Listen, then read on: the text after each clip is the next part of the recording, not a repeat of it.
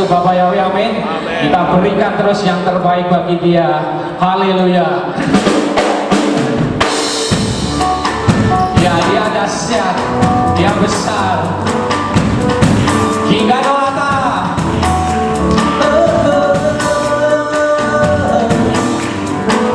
Iya, iya.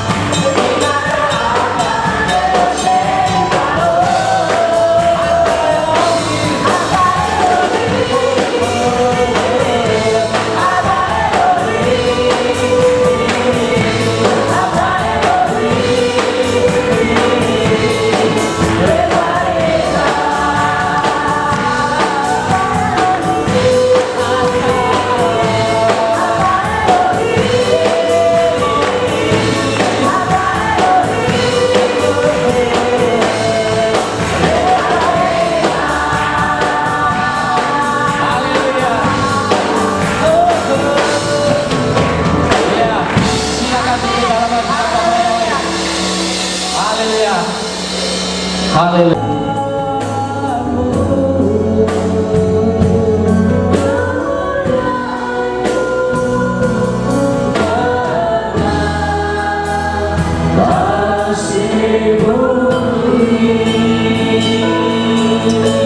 Kami bersyukur kepadamu ya Bapa Yahweh. Malam hari ini kami bersama-sama diberikan kembali kesempatan untuk kami dapat memuliakan dan meninggikan Tuhan. Terima kasih untuk waktu yang indah yang Kau sudah berikan. Dan hari ini adalah hari terakhir perayaan Hanukah dan sekaligus hari terakhir tahun 2016. Dan malam hari ini kami bersama-sama dapat memuji-muji dan meninggikan Tuhan. Dan kami percaya setiap pujian, ucapan syukur yang kami naikkan kepadamu dapat berkenan di hadapan-Mu. Dan sebentar kami akan mendengarkan renungan firman-Mu. Kuasai hati pikiran kami ya Tuhan, sehingga apa yang kami dengar ini boleh kami tanamkan di dalam hati kami. Kami diberikan pemahaman dan diberikan pengertian. Terima kasih Bapa Yahweh, kami sambut firman-Mu pada malam ini, di dalam nama Adonai Yesus HaMashiach, Juru Selamat kami yang ajaib. Semua yang percaya berkata, amin. Shalom Aleichem. Bapa Yahweh memberkati saudara sekalian. Malam ini kita ada di perayaan Hanukah, hari terakhir. Saudara lihat semua lilin sudah menyala. Ada 8 plus 1 di tengah sebagai syamas. Dan itu tanda bahwa hari ini adalah hari terakhir, seluruh lilin menyala. Dan hari ini juga bertepatan dengan tutup tahun 2016. Nah, oleh karena itu saudara-saudara, seperti biasa di acara tutup tahun kita akan mendengar kesaksian yang hebat. Nah, untuk itu saya akan memberikan kesempatan. Ada satu kesaksian dari Ibu Esther Tan dari Bali. Untuk itu saya bisa minta tolong diambil alih. Ini si Afram tidur, tolong. Ini siapa yang bisa bantu, ini Aframnya tidur di depan. Eson, dibantu. Biar nanti Pak Handi bisa naik ke atas juga. Ya. Nah, oke, mari Bu Esther.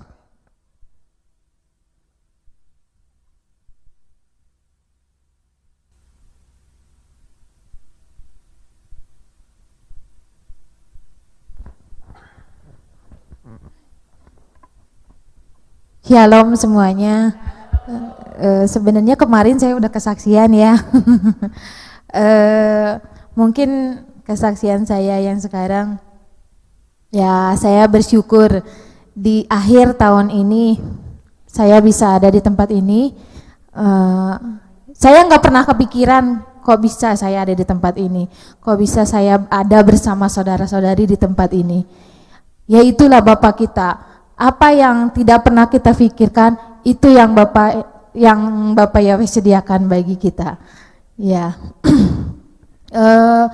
kenapa saya bisa mengenal Bapak Yahweh? Mungkin tadi Papi Lukas ngasih saya waktu 1 jam ya, jadi nggak apa-apa saya 1 jam bicara di sini. Saya mengenal Bapak Yahweh karena memang Pak Stephen mengajarkan Bapak Yahweh semenjak Pak Stephen masih di GBI Rock di Bali. Saya mengikuti pengajaran Bapak Yahweh sampai akhirnya Pak Stephen mengundurkan diri di GBI Rock dan sekarang buka di Denpasar. Waktu itu kami memang benar-benar wah luar biasa ya. Memang Pak Stephen tidak membicarakan mengenai Bapak Yahweh, tapi mengenai Israel. Tapi setelah mengenai Israel, kami dikenalkan dengan nama Bapak Yahweh.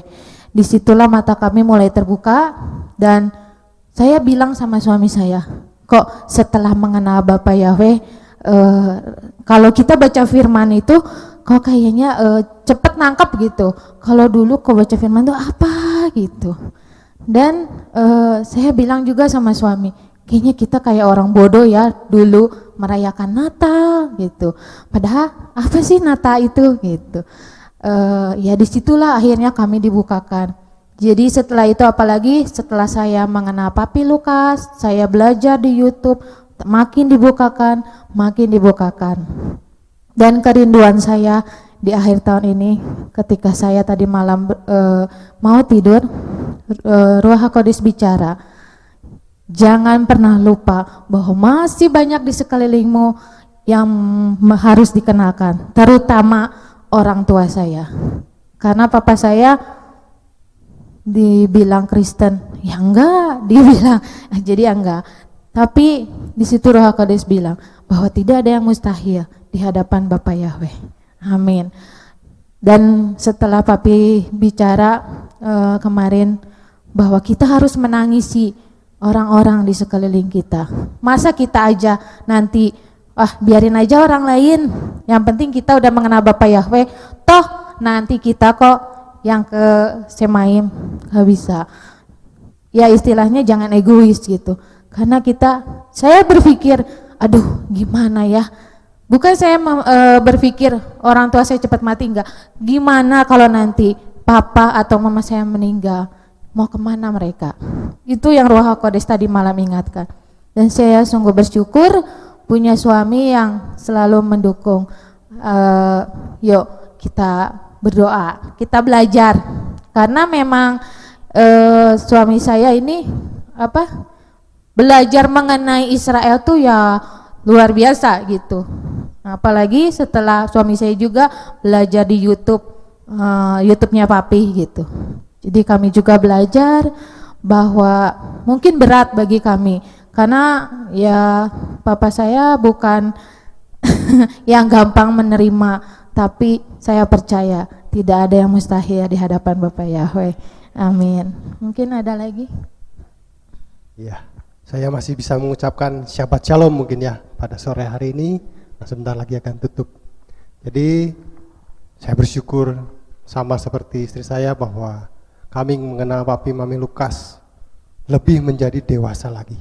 Karena mengenal nama Bapak Yahweh itu tidak gampang. Saya pernah dikasih ilustrasi, Roh HaKudus ingatkan saya, kamu punya anak, seberapa anak kamu itu mengenal namamu? Mungkin dari semenjak dia bisa berbicara, yang pertama mungkin bisa mama, bisa papa, tapi mereka tidak mengenal nama papa atau mamanya, orang tua mereka. Semakin dewasa, semakin besar, semakin dewasa, baru mereka mengenal siapa nama papanya. Kami pun sama. Begitu Pak Stephen mengajarkan tentang Bapak Yahweh dan Israel, kami sekeluarga mengambil keputusan. Nah, ini baru yang benar. Secara pribadi saya mengenal Bapak Yahweh cukup lama. Diperkenalkan oleh Pak Bambang Nursena. Saya tidak dapat melupakan dia. Karena saya mengenal nama itu dari beliau. Cuman saya tidak bisa mengikuti terus perkembangannya. Jadi mandek sampai di situ, hanya sekedar kenal nama itu saja gitu. Tidak ada perkembangan yang lain. Dan saya pun tidak punya kapasitas untuk belajar menggali sesuatu itu. Tapi setelah ikut di Pak Stephen, dia mengajarkan yang pertama itu pengajaran tentang bahwa kita harus kembali ke Israel. Pengajaran itu harus kembali ke Israel. Dan kami mengikuti terus dan sesuai dengan konteksnya, dan yang paling final itu pengenalan akan Bapak Yahweh. Dan puji Tuhan, anak-anak kami tidak ada yang protes. Itu kami di luar pemikiran kami. Mereka ikut gaya hidup Torah itu tentang makanan tidak kosher, mereka ikut, enjoy aja. Malah mereka cerita sampai ketawa-ketawa kalau cerita. Ini loh, saya diajak makan, tapi saya tanya ini makanannya apa. Dan mereka bisa menolak itu dengan sangat baik. Itu bukan karena kekuatan kami, bukan karena kami ajarkan kepada mereka, tidak. Itu mereka melihat kami ambil keputusan dan kami sepakat bahwa itu kami tinggalkan segala sesuatu yang pengajaran yang lama. Kami masuk dalam pengajaran yang baru dengan bimbingan dari segala macam, karena yang terutama dari Papi Lukas dan yang lain-lain. Kami juga punya teman seperguruan dari Ciren dan Pak Edi ini, banyak kami sharing juga. Jadi kami bersyukur untuk pengenalan nama ini, dan kami punya orang tua rohani yang sangat luar biasa. Terima kasih, Tuhan memberkati.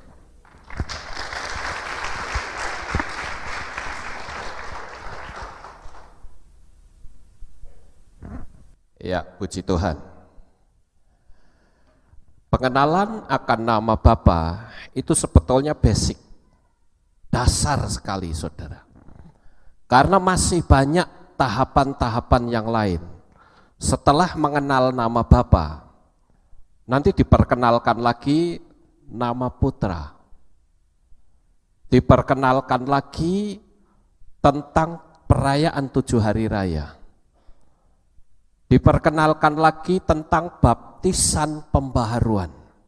Masih terus. Padahal untuk mengenal nama Bapa saja sulitnya minta ampun, saudara. Nah, ini yang harus kita renungkan. Ada spirit apa di dalamnya? Kok sampai mengenal Bapa saja susah? Ada yang berkata, yang penting kan kasih. Kalau bicara kasih itu umum. Orang tidak usah beragama pun bisa tidak punya kasih. Bisa. Tetapi nama itu adalah basic, tujuan utama kita saat kita berdoa, siapa nama yang kita panggil. Begitu juga dengan baptisan. Ada orang yang berpikir begini, saudara. Saya sudah dibaptis, ngapain saya harus dibaptis lagi? Perlu saudara ketahui bahwa baptisan itu hanya 1 kali. Hanya 1 kali, tidak boleh lebih. Tapi harus benar baptisannya. Yesua mengatakan, baptislah mereka dalam nama Bapa, Putra dan Roh Kudus. Nah, dulu kita dibaptis dalam nama Bapak siapa? Saya berikan sedikit ilustrasi, saudara ya. Misalnya, saya seorang konglomerat yang punya supermarket di Jogja, misalnya. Lalu ada anak muda yang baik hati, kemudian dia kenal baik juga dengan saya, maka saya berkata begini, kalau kamu nanti kos di sana di Jogja, kehabisan sabun, kehabisan sampo, atau mau beli sesuatu, pergi saja ke supermarket saya. Saya sudah kasih tahu kepada kasir, pokoknya nanti kalau ada anak muda yang ambil sesuatu, nanti memanggil namaku, ya nama papi ini, kasih dia secara free. Lalu pada suatu hari anak muda itu pergi ke supermarket, tempat di mana saya punya. Lalu dia ambil odol, ambil sabun, ambil banyak barang. Begitu mau bayar, kasir berkata, ini jumlahnya sekian. Lalu anak muda ini berkata, saya sudah diberitahu sama papi, pokoknya kalau mau ambil saja, sebut nama papi, itu pesennya. Kasir akan tanya enggak, papi itu papi siapa? Iya toh, namanya mesti jelas. Kalau sekedar saya memberi perintah, kamu ambil, sebut saja atas nama papi. Tapi dia mengatakan persis seperti saya, atas nama papi, tetap kasir akan tanya, papi maksudnya papi siapa ya?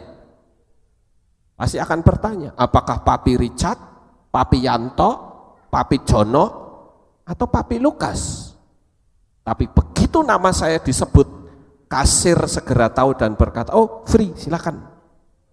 Maksudnya begitu, saudara.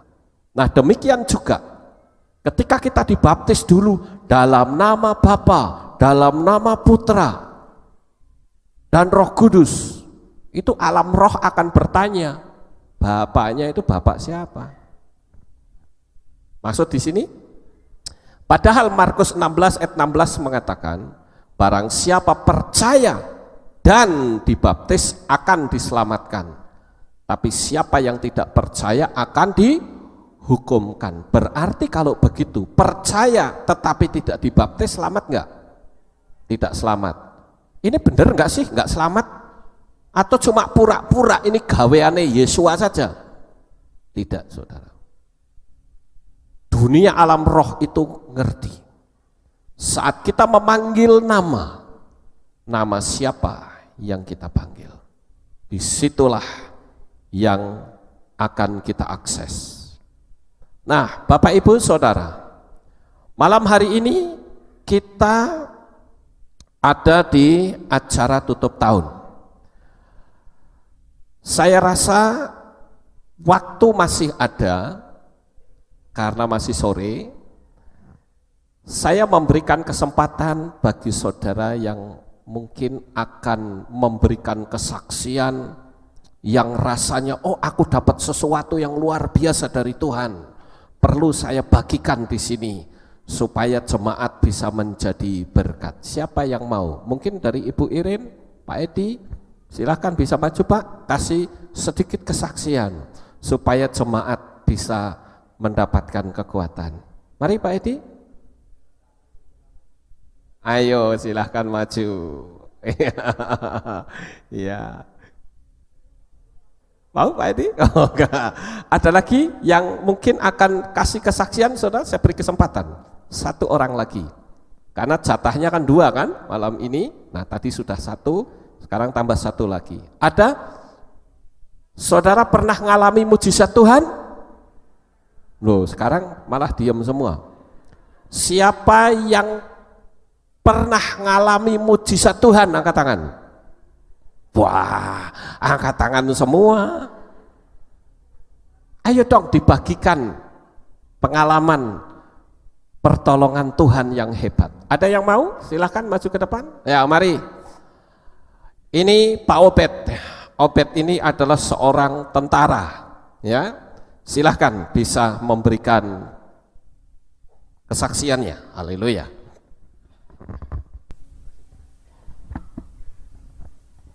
Tes. Shalom.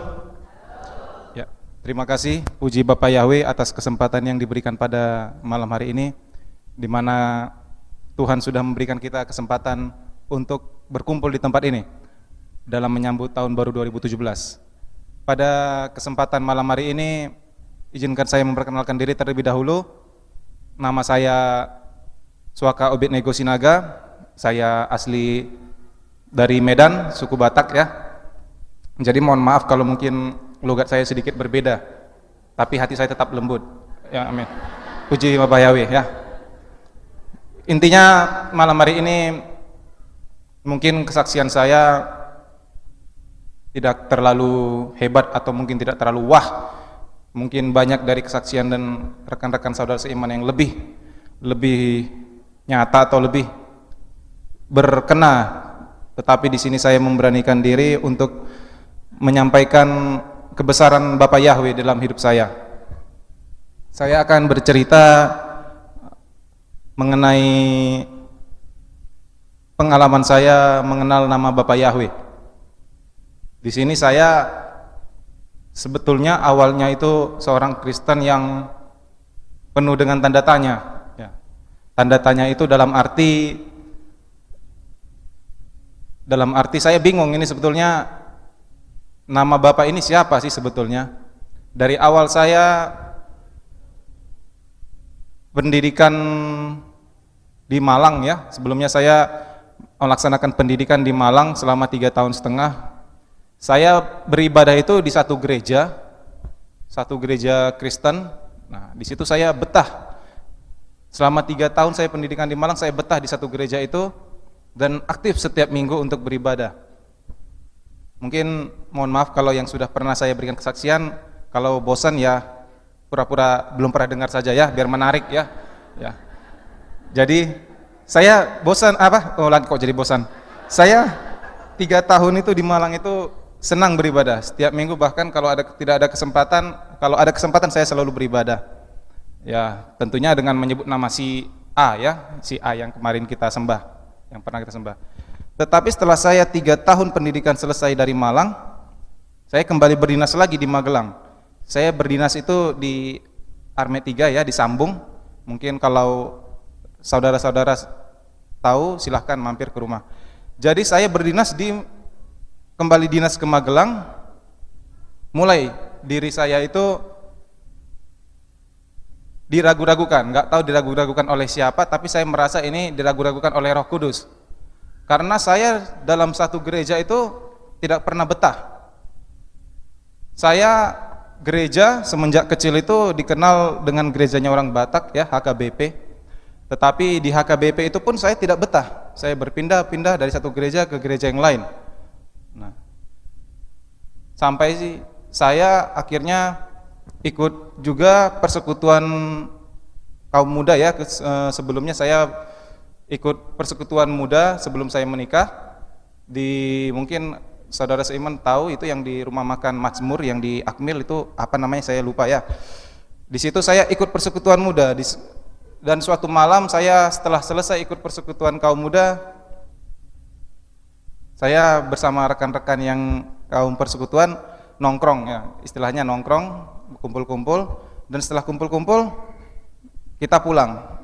Nah, kebetulan pulang itu tanpa saya sadari, karena keadaan juga sudah gelap malam, saya melewati suatu gereja yang dulunya namanya Alpha Omega. Nah, yang pastinya gereja ini. Nah, jadi jangan terus bingung rekan-rekan mendengar kesaksian saya. Jadi gereja Alpha Omega. Saya lihat sekilas, oh ini gereja baru ya, belum pernah saya coba masukin. Ya, dan akhirnya itu kejadiannya malam minggu ya, Sabtu. Jadi rencana saya itu besok pagi saya rencana mau ibadah di tempat ini. Nah, setelah saya melaksanakan istirahat malam dan berencana besok untuk ibadah di tempat ini, akhirnya saya pun mencari gereja itu di mana. Berhubung karena kemarin malam saya melihat gereja Alpha Omega, saya paginya kebingungan. Kemarin di mana ya gereja yang saya lihat Alpha Omega tersebut? Saya akhirnya muter-muter sampai akhirnya jam 8 ya. Jam 8 saya ngerasa, ini pasti ibadah sudah pada pulang, tutup, apalagi sudah jam 8. Tapi nggak tahu kenapa kemauan saya untuk mencari Alpha Omega ini kok semakin menggebu-gebu. Apa karena saya sudah bingung atau bagaimana? Akhirnya saya tanya tukang becak, saya tanya tukang parkir, Pak, saya kemarin ketemu gereja di sekitar sini, tapi di mana ya? Oh, kalau gereja di sini yang dekat, kebetulan saya bertanyanya di perempatan lampu merah itu ya, yang arah Giant. Jadi dia menyampaikan kalau ada gereja di Alpha Omega. Oh iya, mungkin yang di situ Pak ya. Oke, saya terima kasih, saya ke sana. Nah, akhirnya saya ketemu di gereja Alpha Omega, tapi saya nggak yakin ini gereja yang kemarin bukan. Nah, sampai akhirnya saya masuk ke gereja Alpha Omega dan saya pun merasa, wah ini ibadah sudah tutup, sepi. Bagaimana? Apa saya coba masuk atau bagaimana? Dan kalau memang bukan Roh Kudus yang menggerakkan, tentu saja melihat gereja sudah sepi saya akan pulang. Tapi niat saya untuk mencari kebenaran mungkin dikuatkan sehingga akhirnya saya memberanikan diri untuk masuk. Nah, ketika masuk, saudara seiman mungkin nggak tahu bagaimana perasaan saya. Perasaan saya seperti dihantui, rasa ketakutan melihat tulisan yang tidak jelas seperti ini. Baru pertama sekali ya. Jadi rasa panik dan rasa ya ketakutan ya. Salah satunya saya bingung. Ini ada tulisan aneh, ada lambang-lambang apa ini segitiga. Kebetulan kemarin saya melihat ada bendera Israel ya di sini ya. Ada bendera Israel, saya ngerasa seperti seorang teroris rasanya. Jadi saya merasa ini aneh sekali gereja ini. Saya mau keluar, kok rasanya seperti ditahan. Saya mau keluar kok penasaran lagi saya ini. Jadi saya penuh penasaran ya. Jadi jangan bikin saya penasaran, nanti saya kejar rekan-rekan seiman. Jadi saya penasaran, ini kok gereja ini kok semakin aneh, kok semakin ingin saya ketahui. Akhirnya saya ketemu dengan seorang pemuda ganteng ya, Pak Dio, mana? Ah ya, tolong angkat tangan Pak Dio. Ya, itu Bapak itu, Bapak itu orang yang pertama saya kenal. Jadi saya ajak ngobrol, soalnya tidak ada orang, sepi. Kebetulan ibadahnya itu kalau tidak salah ibadah apa ya, sore ya. Jadi ibadahnya itu tidak ada ibadah minggu pagi, jadi ibadah sore digabung. Jadi memang tidak ada ibadah minggu pagi. Jadi saya tanya Pak Dio, ini sebetulnya gereja apa ya? Dan secara tidak langsung Pak Dio pun menerangkan, yang malah membuat saya tambah bingung ya. Jadi ini gereja Bapak Yahwe. Ya dulu ini menyembah si A, tapi sekarang setelah mengenal ini gereja Bapak Yahwe. Saya tambah tidak jelas ini gereja sebenarnya dalam hati saya. Sampai akhirnya ya puji Tuhan, memang Tuhan tidak membiarkan umatnya yang percaya sia-sia begitu saja. Dan kalau memang Tuhan untuk memakai, dan tentu saja Tuhan tetapkan, itu tidak akan pernah terlewatkan. Sampai akhirnya setelah Pak Dio, saya tanya, saya kurang puas, ketemu sama Mbak Elizabeth, suami istrinya Pak Jameson. Saya tanya lagi, ya sedikit memuaskan lah. Tapi akhirnya dengan rasa mungkin Mbak Elis ngelihat kurang ketidakpuasan saya, akhirnya saya dipanggilkan yang terhormat Papi, ya. Dan dengan segala kerendahan hati Papi pun mau turun dari atas. Ya. Tidak tahu itu siapa yang datang, akhirnya Papi mau turun, Papi sambut saya, Papi ajak ngobrol saya. Di situ baru mulai ada interaksi, ya. Kalau dibilang dari hati ke hati ya. Jadi saya dan Papi cerita demi cerita, dan akhirnya terjawab sudah yang menjadi keraguan-raguan saya. Kenapa selama saya setelah kembali pendidikan di Malang, kenapa saya tidak bisa betah di satu gereja di Magelang ini? Ternyata Tuhan mau menunjukkan kepada saya di mana ada kebenaran.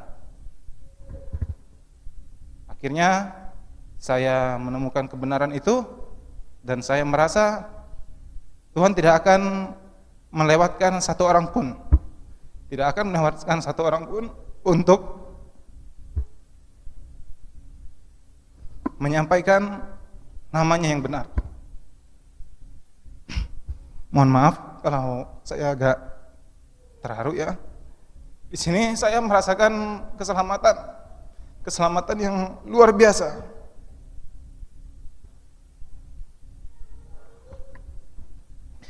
Dan saya sungguh bersuka cita, akhirnya saya bisa dibaptis. Dan sebelum saya menikah pun, saya bisa mengajak istri saya, dan istri saya pun mau dibaptis. Dan akhirnya kami pun dikaruniai seorang anak, yang sekarang istri saya sedang mengandung 8 bulan. Dan puji Bapak Yahwe, itu semua karena kasih Bapak Yahwe. Dan saya tidak bisa berbuat apa-apa tanpa Bapak Yahwe. Mungkin itu saja kesaksian yang bisa saya berikan kepada rekan-rekan, dan saya yakin kalau dari rekan-rekan saudara seiman mau, masih banyak jiwa-jiwa yang bisa diselamatkan, masih banyak berkat yang Bapak Yahwe bisa sediakan, dan saya yakin saya akan terus dipakai Bapak Yahwe untuk tetap memberitakan nama yang benar, nama Bapak Yahwe yang berkuasa di atas segala raja di atas bumi ini. Terima kasih. Saya tidak membuka pertanyaan ya. Terima kasih sebelumnya. Shalom. Bapak yang berkati.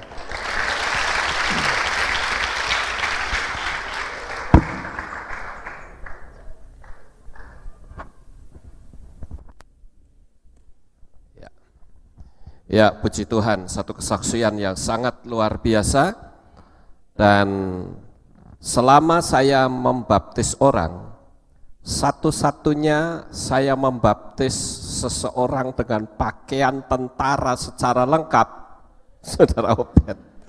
Luar biasa, Saudara. Biasanya kalau membaptis orang kan pakai jubah baptis ya. Tapi kali ini saya membaptis dengan pakaian tentara lengkap, Saudara. Ya, saya bersyukur kepada Bapak Yahweh. Nah, Bapak Ibu Saudara yang terkasih, hari ini akan kita sama-sama renungkan tentang firman Tuhan.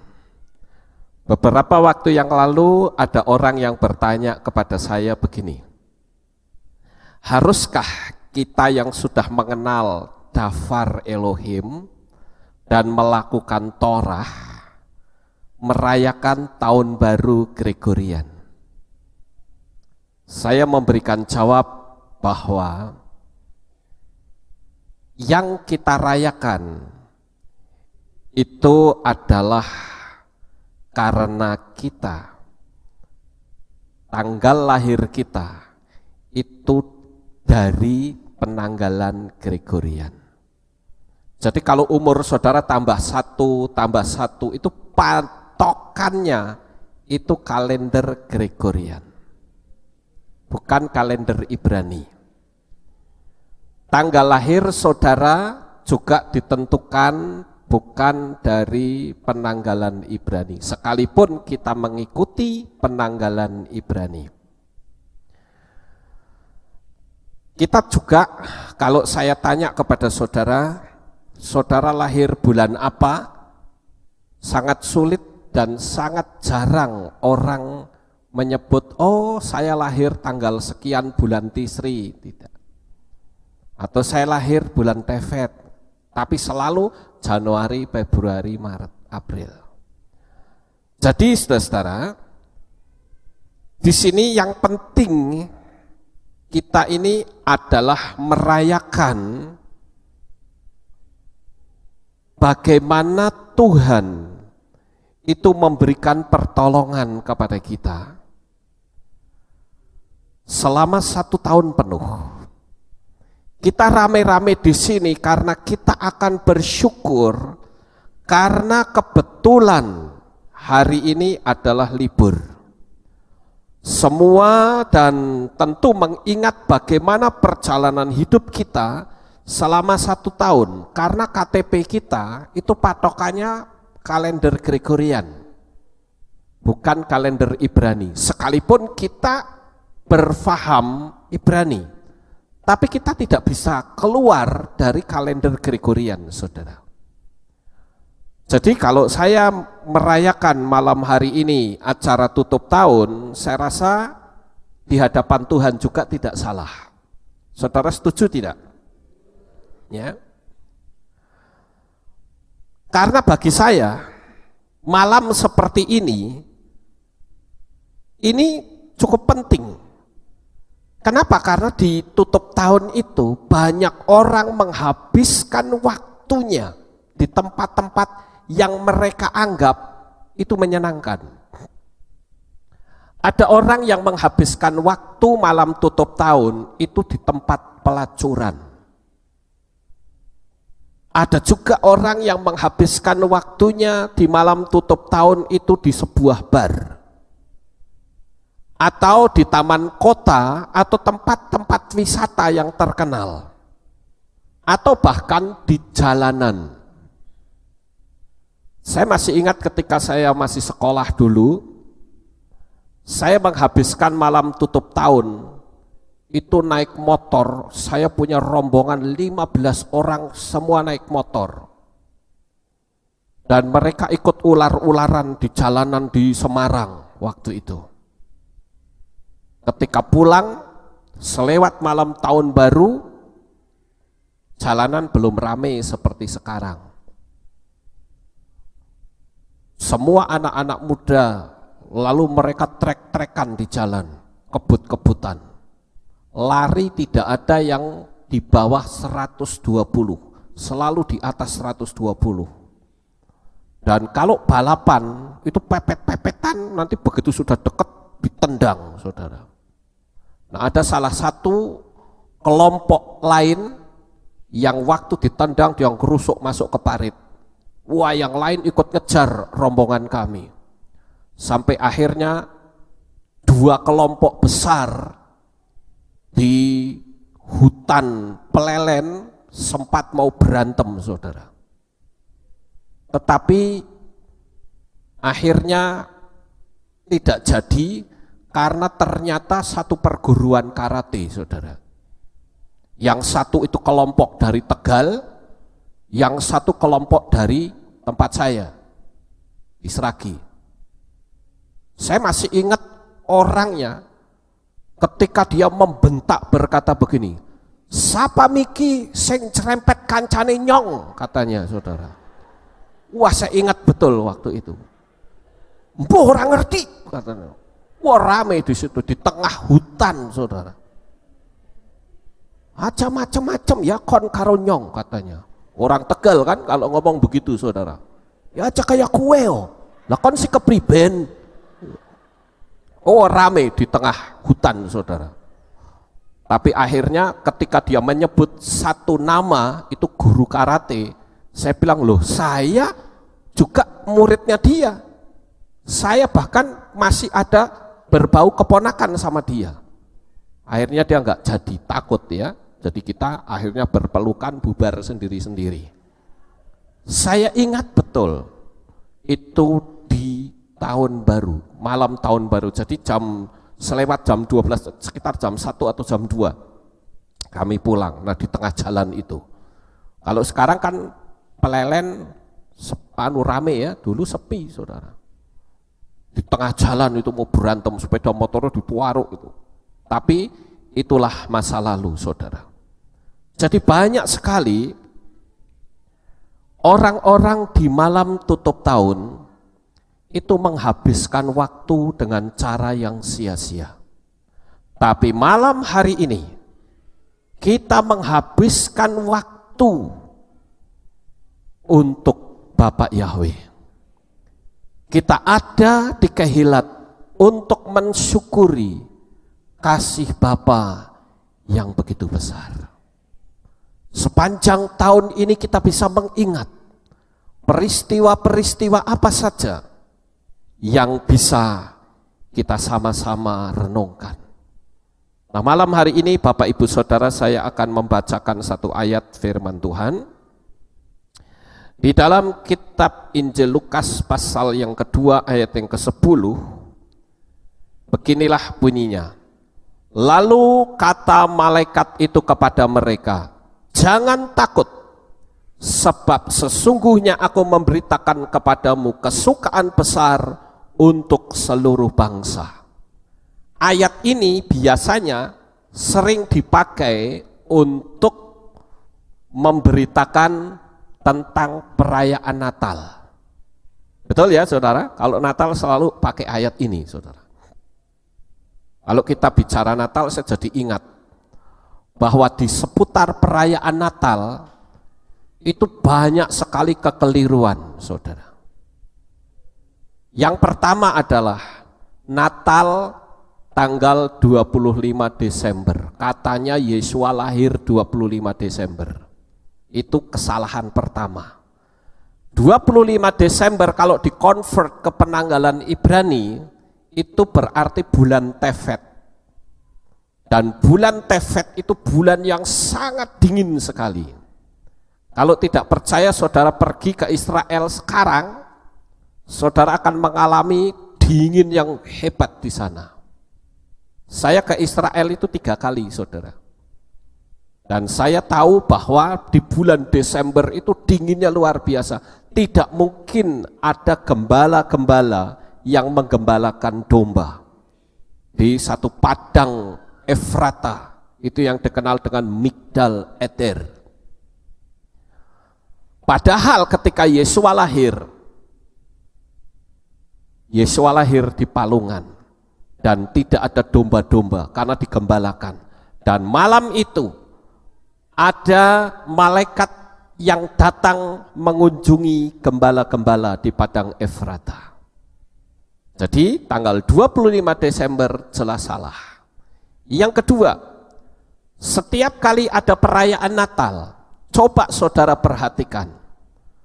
Nanti kalau ada drama Natal, di situ pasti ada bayi Yesua, kemudian orang Majus ada 3 datang mengunjungi. Itu juga salah. Karena pada waktu orang Majus datang ke Bethlehem, umur Yesua itu sudah 2 tahun, bukan baru dilahirkan. Kita bicara logika. Kalau orang Majus itu datang dan Yesua baru dilahirkan, logikanya Yesua tidak mungkin disunat pada hari yang ke-8, karena besoknya sudah terjadi penganiayaan bayi-bayi, dibantai umur 2 tahun ke bawah. Berarti kalau Yesua itu lahir dan didatangi orang Majus, dan Herodes memberi ketentuan waktu 2 tahun ke bawah, itu berarti Herodesnya yang goblok, saudara, cara ngitungnya. Tetapi Herodes itu menghitung perjalanan orang Majus dari timur sampai ke Yerusalem, itu memakan waktu 2 tahun. Karena tidak naik pesawat, tetapi naik onta. Dan itu pun jumlahnya bukan 3. Tidak pernah ditulis dalam kitab suci orang Majus itu jumlahnya 3. Tidak ada. Kalau 3 jenis persembahan itu iya, emas, kemenyan, dan mur, tapi bukan mewakili 3 orang. Andai kata 3 orang yang datang dari timur ke Yerusalem sampai ke Bethlehem, dia tidak mungkin sampai karena di tengah jalan pasti dirampok oleh orang. Karena perjalanannya itu mengandung resiko melewati banyak daerah-daerah rawan. Nggak usah jauh-jauh zaman dulu lah, zaman sekarang saja. Kalau perjalanan, kalau saudara yang sering ke Israel, dari Mesir ke Israel itu naik bus. Itu tidak mungkin bus cuma 1, tidak mungkin. Minimal itu 2, dan di dalamnya pasti ada polisi yang bawa pistol. Karena waktu yang lalu ketika kami naik bus itu ada polisi yang masuk, kemudian saya tanya sama tour leadernya, loh ini kenapa ada polisi kok masuk ke dalam? Oh dia mau mengamankan kita karena kita mau melewat daerah rawan. Zaman sekarang saja seperti itu, apalagi zaman dulu. Nah, siapakah orang Majus ini? Orang Majus ini adalah raja-raja Persia. Dia seorang yang ahli astronomi dan ahli astrologi. Dia sudah punya kepercayaan sendiri, yaitu kepercayaan namanya Zoroaster. Menyembah dewa Ahura Mazda atau dewa bintang. Itu sebabnya ketika orang Majus itu melihat bintang, pikiran dia itu dewa saya. Lalu begitu sampai ke Bethlehem, di rumahnya si Maria, baru dia tahu, oh ternyata diperkenalkan bahwa yang dimaksud bintang yang terang itu ya ini, anak ini. Tetapi kepada Mose berbeda lagi, saudara. Kenapa waktu Tuhan menampakkan diri kepada Mose yang pertama kali atau Musa, itu semak duri yang terbakar? Kenapa bukan bintang? Karena Musa itu menyembah dewa api pada waktu dia di Mesir. Jadi image-nya Mose adalah ini dewa saya. Karena ada semak duri yang terbakar sehingga dia takut. Lalu di situ terdengar suara, tanggalkan kasutmu karena tempat di mana engkau berdiri itu kudus. Dari situlah Yahweh memperkenalkan diri kepada kepada orang Majus itu bintang, kepada Mose itu semak duri yang terbakar, kepada kita nama si Allah itu, saudara. Tapi dengan berjalannya waktu, akhirnya Bapak Yahweh memperkenalkan diri. Namaku bukan Allah. Namaku adalah Yahweh, Sang Pencipta alam jagat raya ini yang dikenal dengan Yahweh Sebaot. Terus si Allahnya bagaimana, saudara? Ya kita singkirkan, bukan milik kita kok. Amin. Kita nggak perlu berkasih-kasihan dengan si A itu, karena kekasih kita yang sebetulnya adalah Bapak Yahweh. Jadi kalau kita kembali lagi ke peristiwa Natal, karena saya ambil ayat ini biasanya dipakai oleh orang-orang yang memberitakan Natal, ada banyak sekali kesalahan, yaitu orang Majusnya ada 3, tidak pernah ada di kitab suci. Datang ke bayi Yesua yang baru lahir juga salah, karena Yesua sudah umur 2 tahun. Malaikat-malaikatnya juga perempuan. Coba saudara lihat di drama Natal, jarang orang yang pakai malaikat laki-laki yang gagah, tapi mesti perempuan rambutnya panjang. Itu mah bukan malaikat, itu perinya Joko Tarub, saudara. Atau kuntilanak, tinggal rambutnya ditaruh ke depan jadi kuntilanak, kan gitu. Banyak yang keliru di situ. Nah, tugas kewajiban kita itu meluruskan kembali. Cuman masalahnya mau atau tidak. Itu saja. Wis pokoke. Nah, kalau sudah jurus itu repot, saudara. Kita nggak bisa lagi. Saya menyerah kalau sudah wis pokoke, menyerah.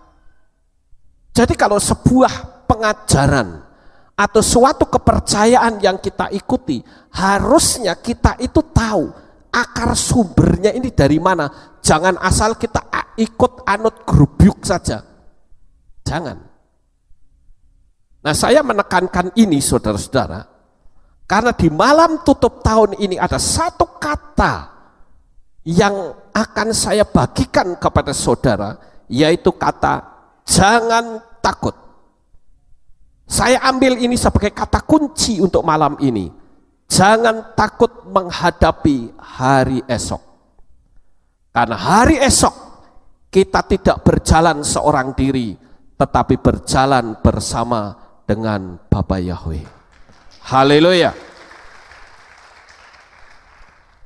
Bapak Ibu Saudara, di sana dikatakan kata jangan takut, sebab sesungguhnya aku memberitakan kepadamu kesukaan besar. Kesukaan besar.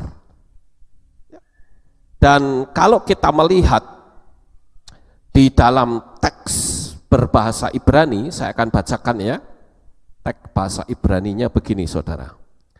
Wayomer alaihim hamalak altirau ki hine mebasher ethem simkah gedolah asyer tikyeh elkal haam.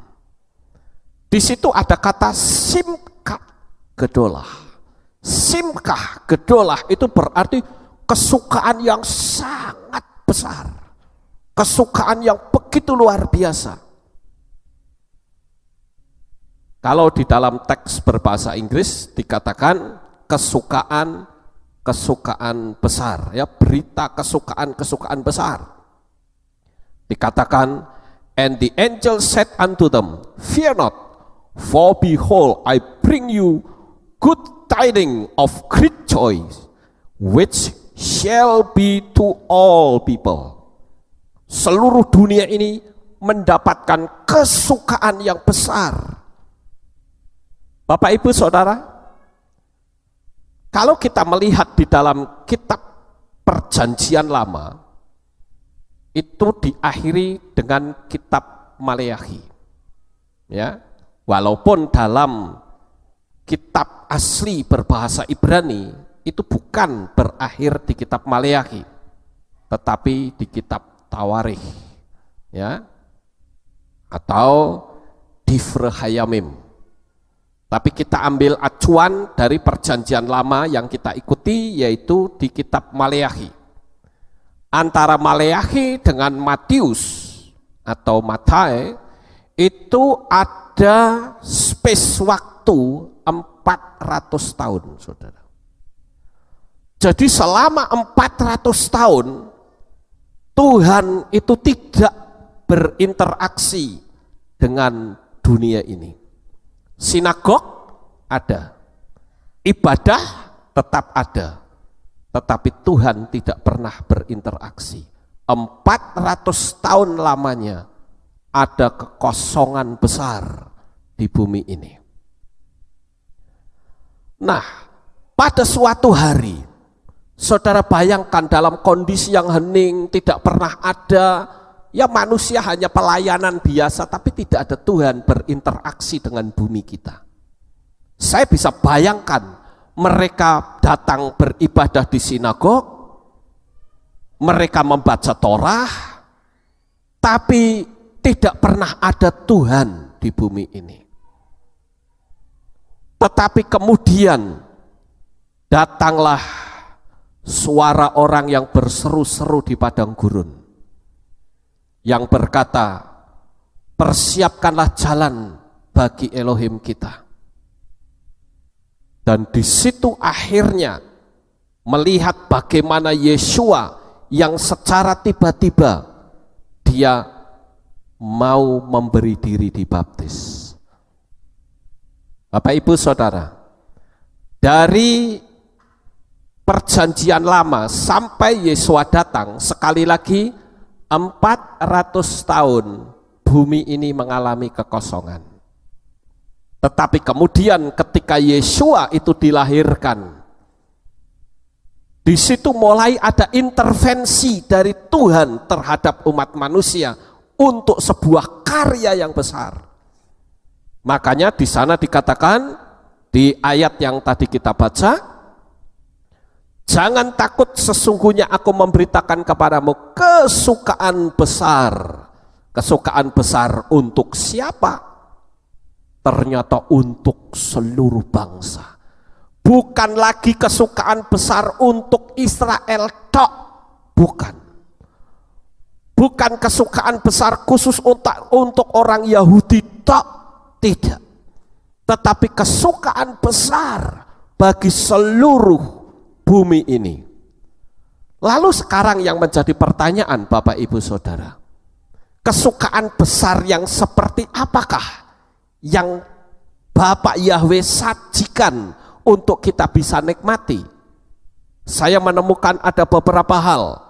Yang pertama adalah kesukaan yang disebut kesukaan besar adalah Tuhan mau mengunjungi dan mau menyapa manusia. Apakah itu bukan kesukaan besar ketika Bapak Yahweh mau berkenan tinggal di rumah kita? Apakah itu bukan sebuah kesukaan besar ketika Bapak Yahweh itu mau tinggal dalam keluarga kita? Apakah itu bukan kesukaan besar jikalau Bapak Yahweh itu berkenan tinggal di kehilat kita? Kesukaan besar bukan, saudara? Kesukaan besar. Betapa bahagianya jikalau Tuhan itu mengunjungi kita. Siapa yang mengunjungi kita sekarang? Kita perlu pertanyakan. Apakah setan yang mengunjungi kita? Atau Bapak Yahweh? Energi positifkah yang menghampiri kita? Atau energi negatif? Bagaimana rasanya kalau kita dikunjungi oleh idola kita? Orang yang paling kita sayangi? Coba saja kalau saudara kedatangan Pak Jokowi ke rumah saudara, kira-kira saudara senang atau tidak? Oh, senang sekali. Betapa bahagianya saya didatangi oleh presiden. Nah, kali ini yang mendatangi saudara bukan presiden, tetapi si pencipta alam jagat raya ini yang berkenan memperdulikan hidup saudara. Apakah itu bukan kesukaan besar? Ya saudara, oh satu kesukaan besar. Sang pencipta kok mau ngunjungin saya? Apakah saudara merasa dikunjungi oleh sang pencipta? Ini yang jadi masalah. Ada banyak orang yang ketika didatangi oleh Tuhan bahkan berjalan bersama-sama, nggak sadar kalau dia sedang berjalan dengan Tuhan. Nah itu yang repot, saudara. Contoh ketika Yesua baru bangkit dari kematian, dikatakan ada 2 orang murid yang berjalan, ya, dari Yerusalem ke Emmaus. Mereka berjalan.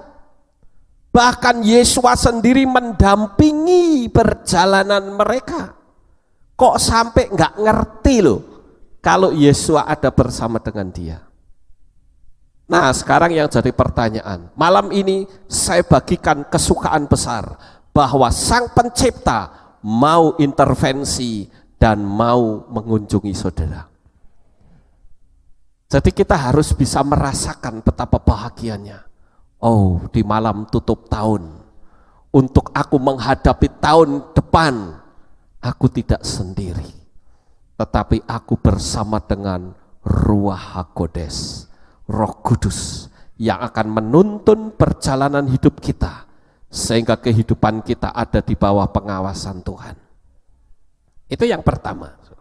Kesukaan besar yang kedua adalah Yesua yang menjadi manusia.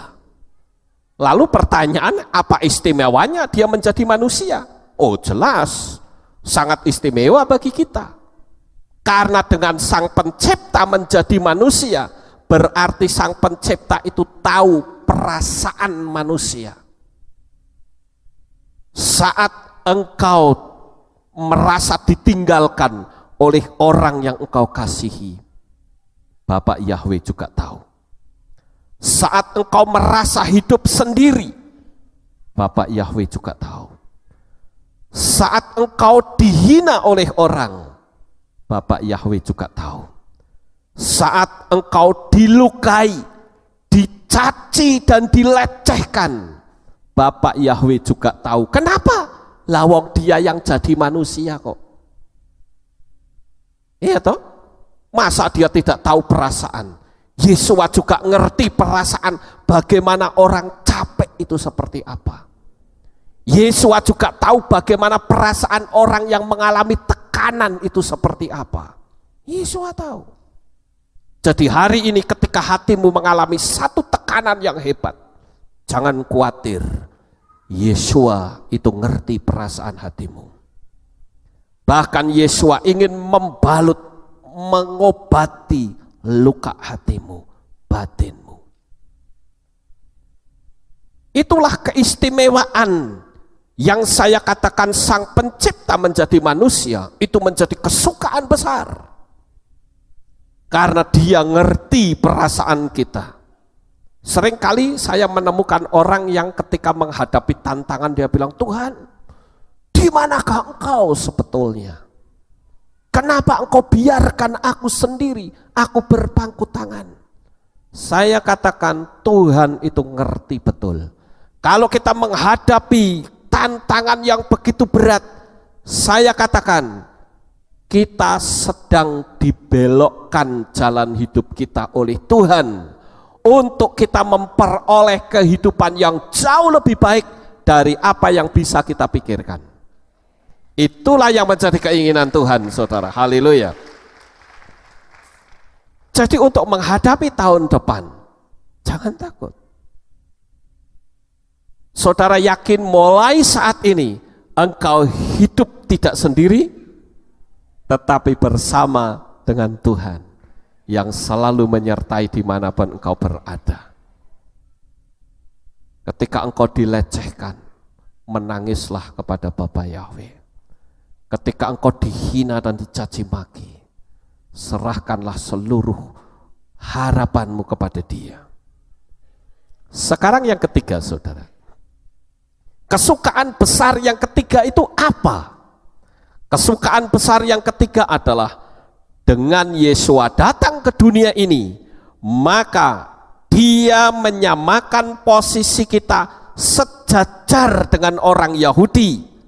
Jadi orang Yahudi tidak bisa sombong dan menganggap sebagai bangsa pilihan. Tidak bisa.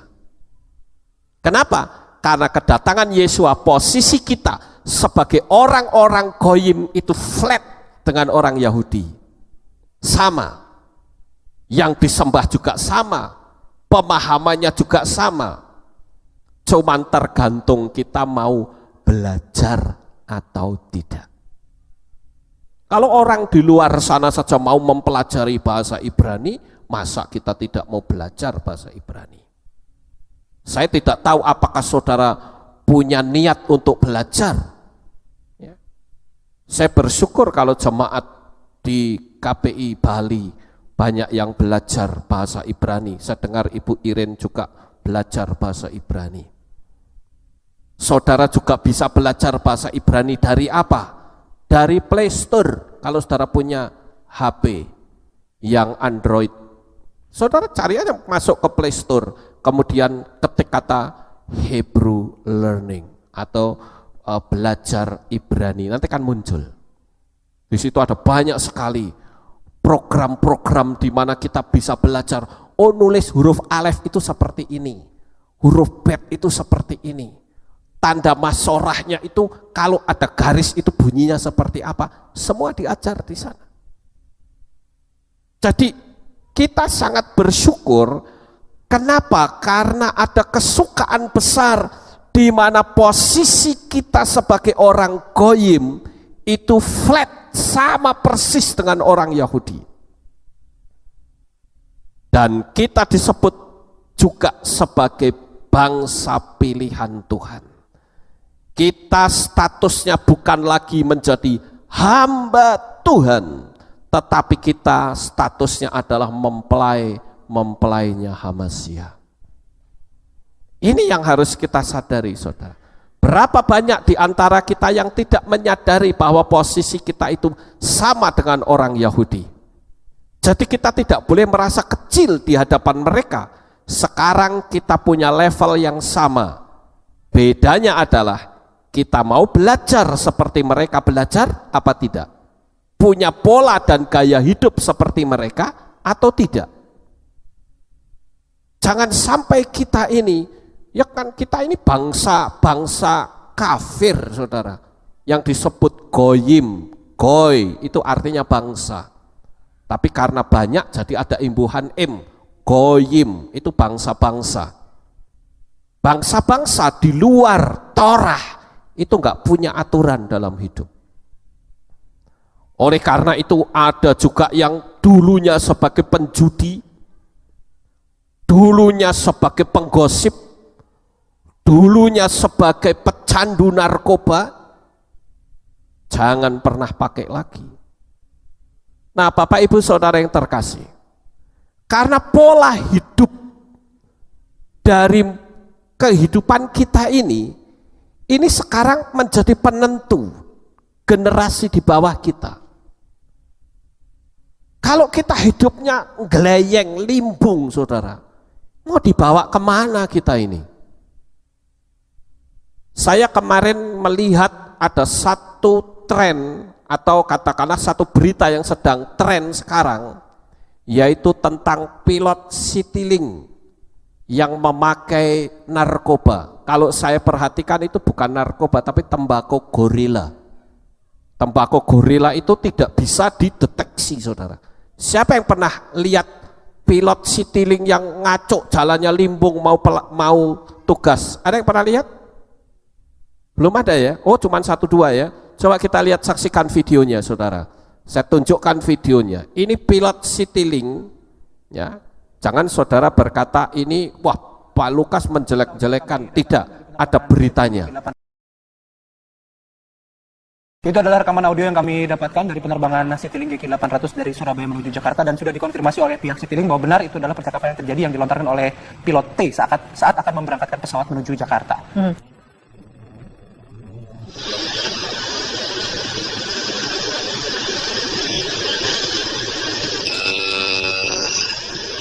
Selamat pagi.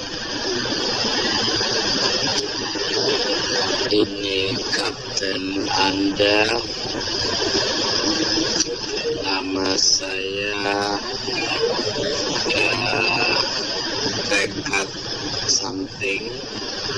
dan setelah saya first officer studi sejarah, kita akan terbang ke Cengkareng.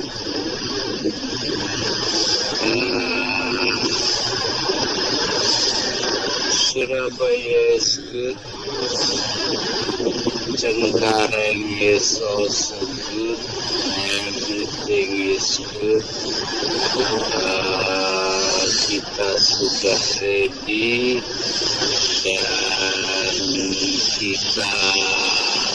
dan kita udah already 5 menit lagi kita already. And then we will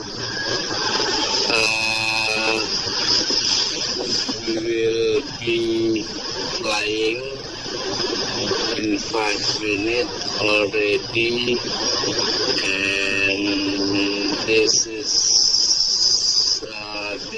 are your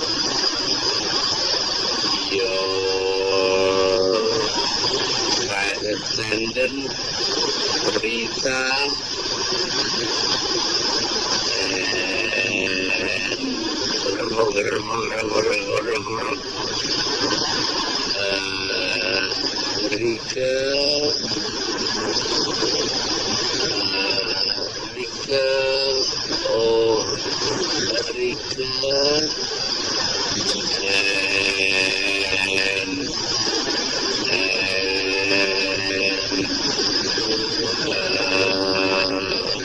we will ready.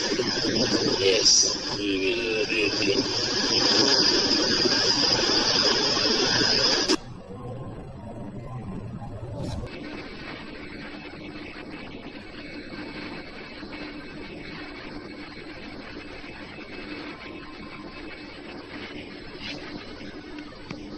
Sebelumnya beredar video yang menjadi viral di media sosial, seorang pilot Citylink diduga mabuk saat akan bertugas menerbangkan pesawat.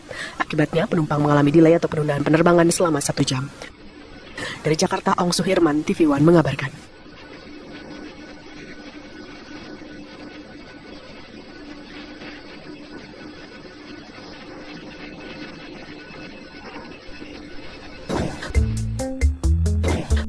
Nah, itu tembakonya, saudara.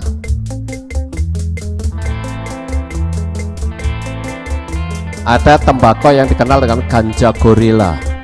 Ganja gorila ini katanya tidak bisa dideteksi di urin. Ngeri ya, saudara?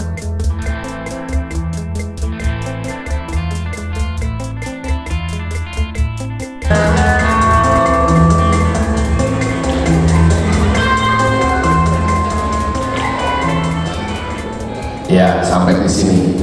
Kira-kira kalau saudara naik pesawat, tiba-tiba pengumumannya seperti itu, gimana saudara? Ya. Ngeri nggak saudara? Ngeri sekali ya. Atau sebaliknya, ketika saudara beribadah di Kehilan, lalu khotbah saya, saudara, kita bersyukur kepada Bapak Yahweh.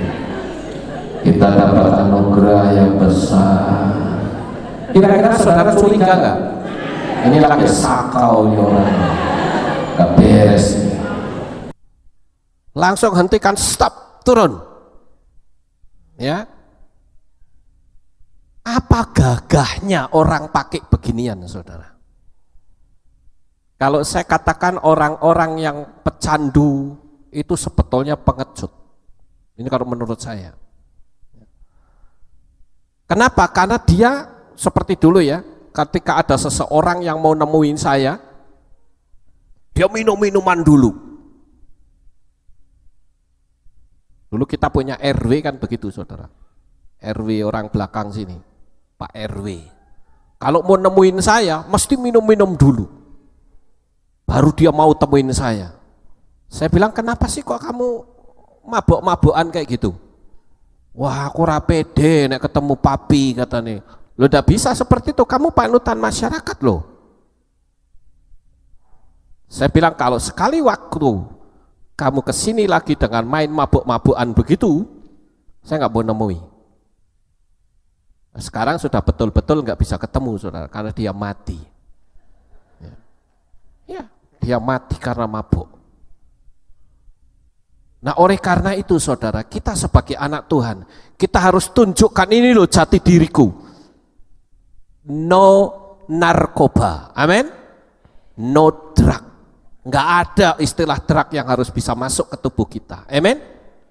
Tapi sekarang setan tuh jahat, dia mengedarkan narkoba itu di sekolah-sekolah, itu bentuknya permen loh saudara. Ada yang bentuknya itu Superman, ada yang bentuknya itu bulat berputar-putar begini, ada yang Spiderman. Dijual di sekolah itu narkoba. Nah ini yang saya katakan, kita sebagai anak-anak Tuhan, kita sudah diberitahu bahwa ada kesukaan besar di mana orang-orang yang dulunya itu hidupnya brengsek, Tuhan angkat hidup mereka. Amin. Apakah itu bukan kesukaan besar yang malaikat Bapak Yahweh katakan? Jadi yang dulunya penjudi, penggosip, narkoba, stop. Ya. Itu pilot tadi itu adalah penerbangan Surabaya Jakarta saudara. Dan saya dengar katanya sedang diselidiki dan akan dipecat. Ya kalau saya pikir lebih baik dipecat sajalah, tidak usah dilanjut. Sekarang yang keempat, kesukaan besar yang seperti apa yang harus kita syukuri? Yaitu kita bahkan dipakai Tuhan untuk menasehati orang Yahudi agar memanggil nama Yahweh. Di dalam kitab Nabi Sefanya pasal 3 ayat yang ke-9 dikatakan, tetapi sesudah itu aku akan mengembalikan kepada bangsa-bangsa bibir yang dibersihkan, supaya mereka semua memanggil kepada nama Yahweh untuk melayaninya dengan bahu-membahu.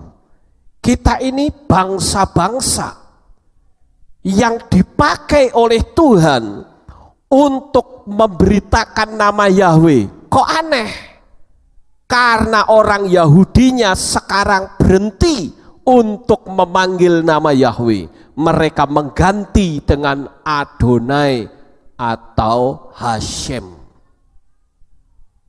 Betapa senangnya kita saudara. Ini yang saya maksud kesukaan besar yang harus kita ingat. Karena saudara perhatikan kata bangsa-bangsa di situ. Karena Bapa Yahweh itu memberikan kebahagiaan kepada kita, kepercayaan kepada kita, agar supaya orang Yahudinya yang tadinya cuma hanya Hashem Adonai, sekarang kita beritahu memanggilnya mesti benar, yaitu Yahweh.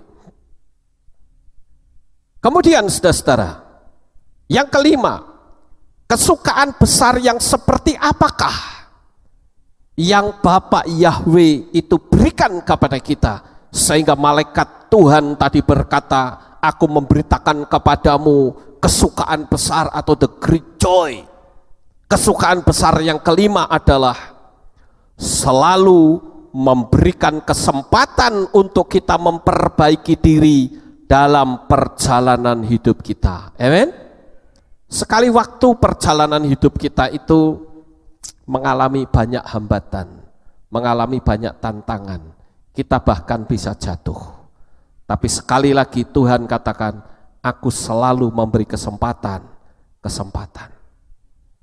Beberapa waktu yang lalu saya sempat memberitahukan kepada saudara bahwa hidup itu ibarat seperti sebuah mobil. Tapi untuk malam ini saya memberitahu bahwa hidup itu ibarat seperti kereta api. Kita tinggal di dunia ini ibarat seperti kereta api yang sedang berjalan. Dan kita masuk di dalamnya. Kita naik kereta ini ketika kita lahir ke dunia. Orang tua kita yang memesan tiket untuk kita. Kita menduga bahwa mereka akan selalu bersama kita dalam kereta yang sama.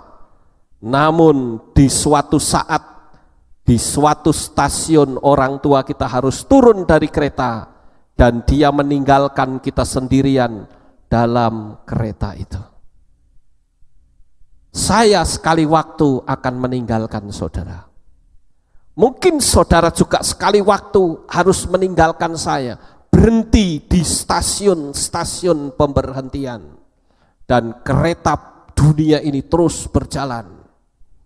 Kita harus menjalani di dunia ini tanpa orang yang kita kasihi, kita cintai, mereka meninggalkan kita. Waktu berlalu dan penumpang-penumpang lain pun akan naik ke kereta ini. Banyak di antara mereka akan menjadi orang yang berarti dalam hidup kita. Menjadi pasangan hidup kita, menjadi teman anak-anak kita, dan orang-orang yang kita sayangi, orang-orang yang kita cintai. Banyak di antara mereka yang akan turun dari kereta selama perjalanan ini dan meninggalkan ruang kosong dalam hidup kita. Banyak di antara mereka yang pergi tanpa kita sadari, bahkan kita tidak tahu di mana mereka duduk dan kapan mereka meninggalkan kereta. Perjalanan kereta ini penuh dengan sukacita, penuh dengan duka cita, penuh dengan impian dan harapan.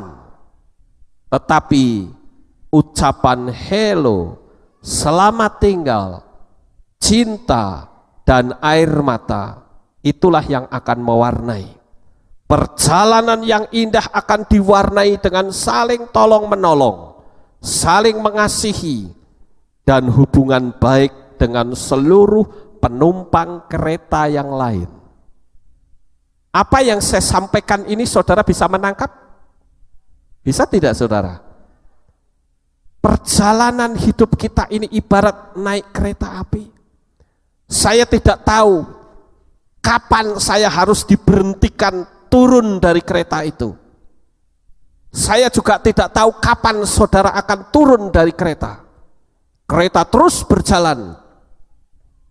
Dan kita harus menjalin hubungan baik dengan sesama penumpang-penumpang lain yang ada di dalam kereta itu.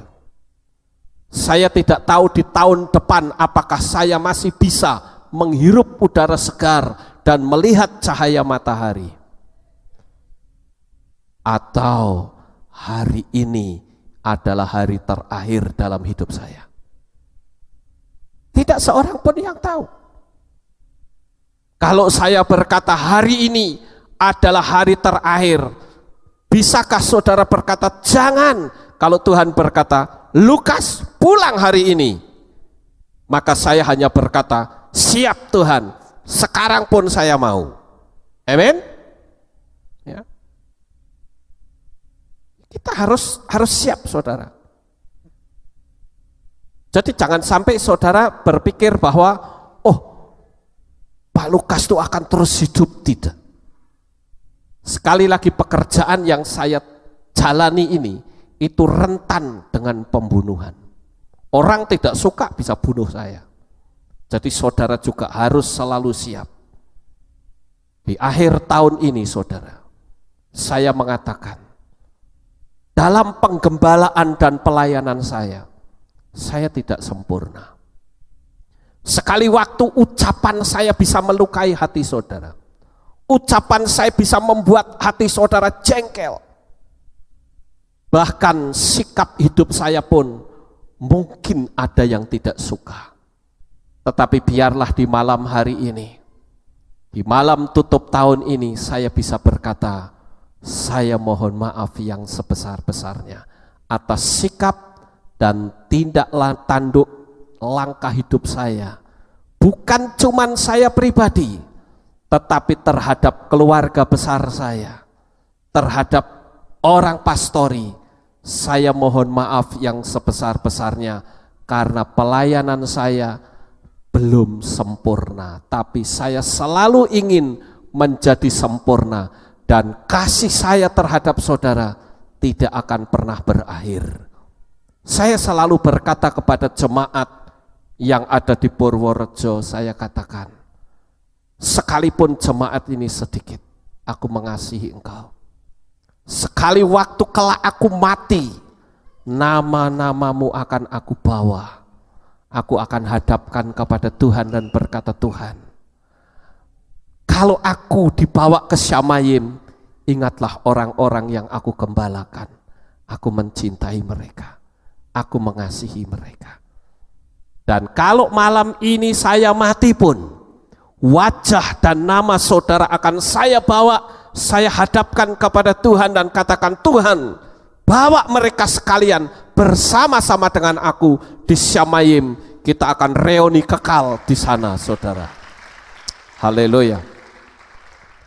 Jadi sekali lagi, dalam perjalanan hidup saya ada banyak hal yang mungkin sangat menjengkelkan hati saudara. Tetapi di malam tutup tahun ini saya mohon maaf yang sebesar-besarnya. Saudara mau memaafkan saya? Ya. Dan sekali lagi, bukan saya menakut-nakuti, tetapi kematian seseorang tidak ada yang tahu. Jikalau saya mati hari ini, sekali lagi pesan saya untuk jemaat, saudara harus tetap setia. Kita ketemu lagi di Syamayim. Amin. Setia, setia. Jangan tinggalkan Bapak Yahweh. Kelak kita akan jumpa di Syamayim. Bapak Ibu Saudara yang terkasih, kereta api itu terus berjalan. Ada penumpang-penumpang istimewa yang hidupnya penuh dengan cinta. Tetapi ada juga penumpang-penumpang lain yang mungkin menjengkelkan.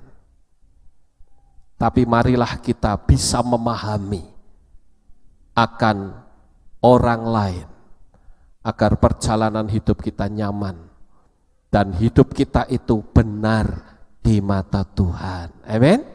Ya.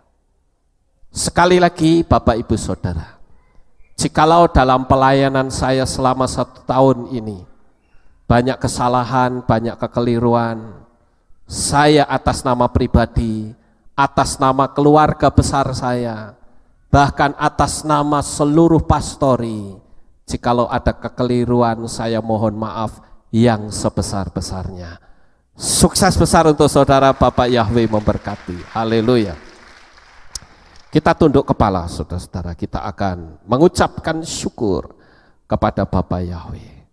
Terima kasih ya Tuhan, malam hari ini kami bersama-sama telah mendengarkan renungan firman-Mu.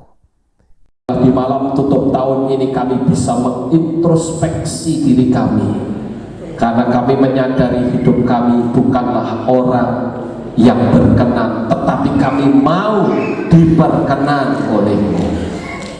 Terima kasih Tuhan. Jadikan anak-anak-Mu sebagai orang-orang yang sangat Engkau sayangi. Beri mereka kesehatan, kekuatan.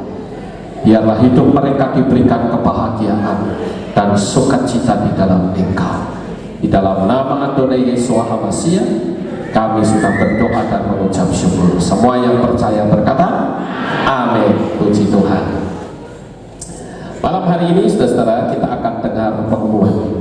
Namun sebelumnya, kita malam ini didatangi juga oleh 2 orang yang baru pertama kali hadir dalam ibadah di sini, yaitu Felika, alamat Jalan Anggrek 2 nomor 28 Kemiri Rejo Magelang. Di sebelah mana Felika? Ya, di sebelah pojok sana saudara. Ayo yang lain kasih salam. Haleluya, senang sekali bisa bersama-sama dengan kami untuk memuliakan Tuhan. Kemudian yang kedua adalah Veronica Vianti, alamatnya di Jalan Daha Magelang. Di mana ini? Di mana? Oh, di depan ya. Kasih salam saudara-saudara yang ada di samping kiri kanannya. Ayo saudara-saudara kasih salam. Ayo, kasih salam ya. Puji Tuhan. Ya, senang sekali bisa bersama-sama dengan kami beribadah di sini. Nah, kita akan dengar pengumuman terlebih dahulu ya. Kita akan dengar pengumuman. Shalom, kembali lagi bersama kami di Aleph Tower Breaking News. Berikut adalah pengumuman untuk minggu ini. Ibadah awal tahun Minggu 1 Januari 2017 pukul 6 pagi dan 5 sore. Latihan musik untuk minggu pagi akan dilaksanakan pada hari Sabtu tanggal 31 Desember 2016 pukul 8 malam usai ibadah tutup tahun. Info sekolah minggu akan diadakan tukar kartu pada tanggal 1 Januari 2017 pukul 9 pagi di Kekilan. Diharapkan setiap anak membawa kado berupa barang dan makanan seharga Rp10.000 di buku sekolah. Info pernikahan akan dilangsungkan pemberkatan pernikahan pasangan Agung Saputra dengan Ruth Maharani Setiawati pada hari Sabtu 7 Januari 2017 pukul 9 pagi di Kehilang Aleph Tower. Telah tersedia jadwal ibadah harian bulan Januari 2017 sekarang di kantor. Telah tersedia kalender 2017 para penghuni Asia bertugas. Info dancer bagi jemaat yang khususnya anak SD sampai SMA ingin bergabung dengan dancer, diharapkan kehadirannya pada tanggal 1 Januari 2017 pukul 10 pagi setelah ibadah sekolah minggu di Kenya. Sekian pengumuman minggu ini. Sukses besar, Bapak Yahweh memberkati. Haleluya. Nah, malam hari ini tidak ada pengumuman yang lain, saudara-saudara. Kita akan mengakhiri kebaktian kita, dan nanti saya minta ketika kita menyanyi, Saudari Verika bersama dengan Ibu Veronica Vianti bisa segera meninggalkan tempat ini dan berdiri di belakang sana bersama dengan saya, sementara jemaat yang lain bisa memberikan salam kasih di dalam Yesus Masiah. Mari kita bangkit berdiri, Bapak Ibu Saudara, kita akan tutup di dalam doa. Terima kasih ya Bapak Yahweh, selesai sudah ibadah kami dari awal, pertengahan sampai pada akhirnya. Sebentar lagi jemaatmu akan pulang ke rumah mereka masing-masing. Kami mohon perlindungan dan tuntunan Tuhan sehingga mereka boleh sampai di rumah dengan selamat. Pertemukan kembali ya Tuhan pada jam-jam kebaktian mendatang di dalam ikatan tali kasih-Mu. Terima kasih ya Bapak Yahweh, kami serahkan anak-anak-Mu lebih lanjut dalam tangan-Mu. Kepada dua kekasih kami yang baru pertama kali hadir dalam ibadah ini, biarlah Engkau akan memberikan hikmat akal budi, Engkau memberi kesehatan, kekuatan, dan perlindungan yang sempurna dari Tuhan. Berkatilah segala apa yang dikerjakan dibuat Engkau menjadi berhasil. Terima kasih ya Tuhan, sebentar jemaatmu pulang, lindungilah mereka. Pertemukan kembali esok pagi untuk bisa bersama-sama beribadah di ibadah pembuka tahun dan sekaligus ibadah hari Minggu. Terima kasih Tuhan, terpujilah Engkau di dalam nama Adonai Yesus Masiah. Kami sudah berdoa. Mari kita angkat tangan kita dan kita akan terima berkat Kohanim. Haleluya.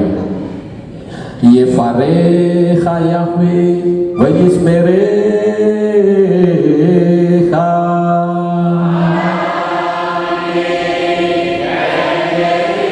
Yair Yahweh mana yodeka wikunecha.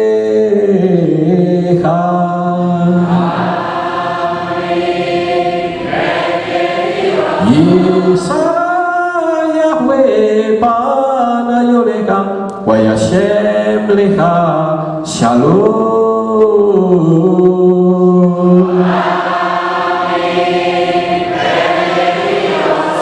Baruk atapair ufaruk atapesade. Engkau akan diberkati di kota dan engkau akan diberkati di ladang.